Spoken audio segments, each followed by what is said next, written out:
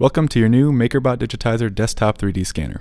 The MakerBot Digitizer quickly turns the things in your world into 3D models that you can modify, improve, share, and 3D print. Today, we're going to take a look at how it works and do a quick run through. The first thing is to find a nice sturdy spot for your Digitizer. Pay special attention to lighting and make sure that there are no bright lights in the camera's field of view, and avoid sunlight and windows as much as possible. Once you've found a sturdy spot for your Digitizer and it's all plugged in and ready to go, you can download the Makerware for Digitizer software from our website, MakerBotR.com. The first time you open Makerware for Digitizer software, you'll be prompted with the welcome screen. This will guide you through a simple 3-step calibration process to ensure that your scanner is ready to go. Let's take a look at how that works. The first step is to ensure that your filter is over your camera lens. If it's not, slide it over and ensure it clicks into place. The next step is camera calibration.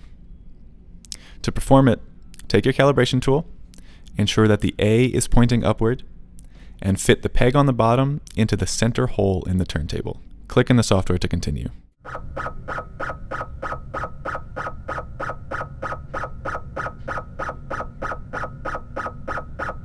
After camera calibration, you then need to perform turntable calibration.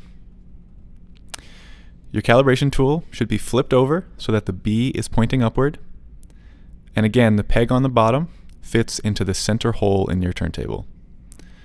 And click in the software to continue.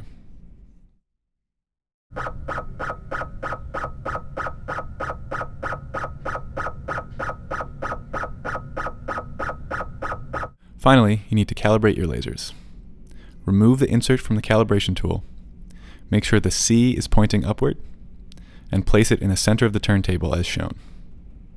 Click in the software to continue. Now you're all calibrated and ready to scan. Once you're calibrated and you've selected an object you want to scan, go ahead and place it in the center of the turntable. Center is usually best, but it's not always the case.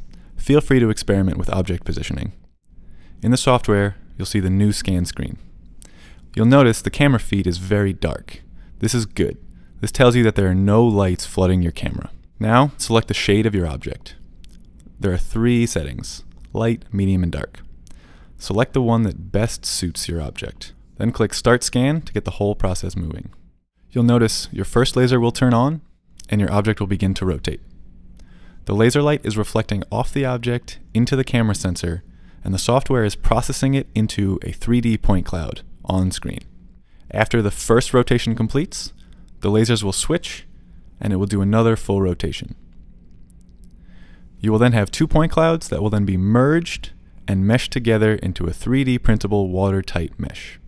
Once your scan is complete, you can choose to share it on Thingiverse, which will prompt you to take a photo, or you can share it with your other social networks. You can also save a copy as an STL directly onto your hard drive, or hit the Print with Makerware button, which will open it into a Makerware window where you can export it to a 3D printable file and bring it right over to your MakerBot Replicator 2 and get it printing. On the right, you'll see the original MakerBot gnome, and on the left, you'll see the digitized and printed gnome. You'll notice a slight loss in detail, but the MakerBot Digitizer still makes an excellent replica of your original model. Now go to MakerBot.com, order a MakerBot Digitizer, and see what you can scan.